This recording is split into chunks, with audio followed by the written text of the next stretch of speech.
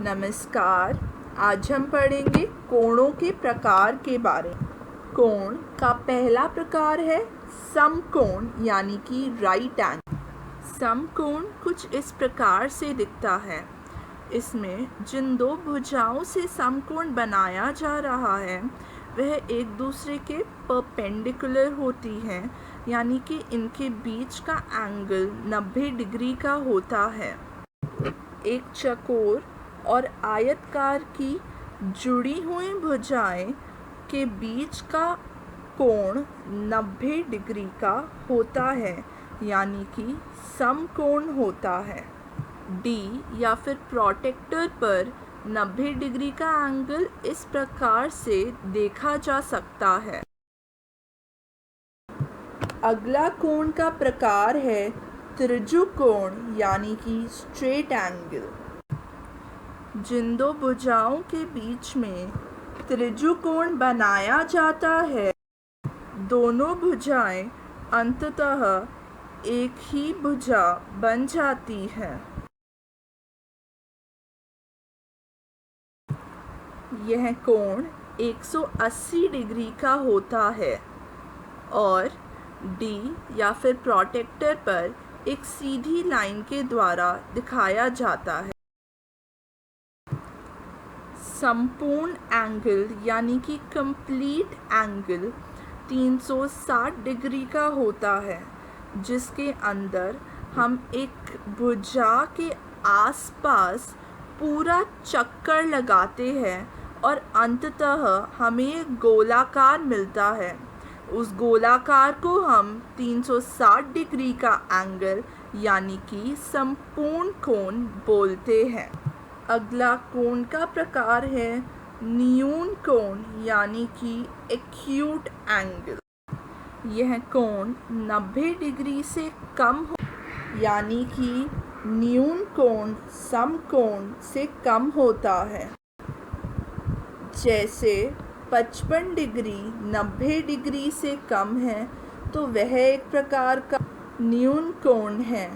इसी प्रकार से 35 डिग्री भी न्यून कोण होगा और 98 डिग्री भी न्यून कोण ही होगा, क्योंकि वह भी 90 डिग्री से कम है। तो वह हर कोण जो 1 डिग्री से लेकर 98 डिग्री के बीच में होगा वह न्यून कोण। प्रोटेक्टर पर यह एक न्यून कोण दिखाया गया है जो कि 50 डिग्री का है।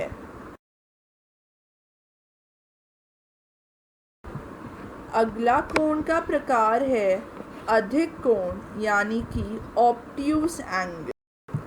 वह हर कोण जो 90 डिग्री से ज़्यादा और 180 डिग्री से कम होगा वह अधिक कोण कहलाता है। यानी कि अधिक कोण वह कोण है जो समकोण से बड़ा है और त्रिजुकोण से छोटा।